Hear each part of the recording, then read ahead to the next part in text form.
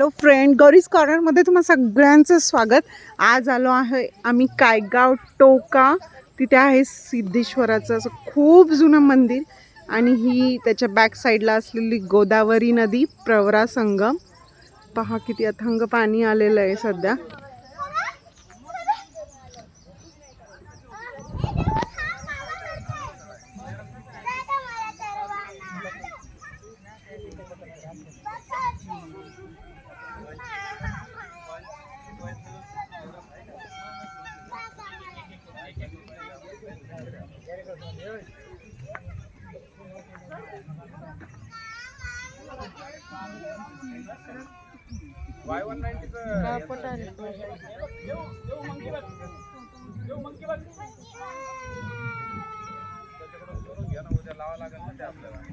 अथांग असा पाण्याचा ढग.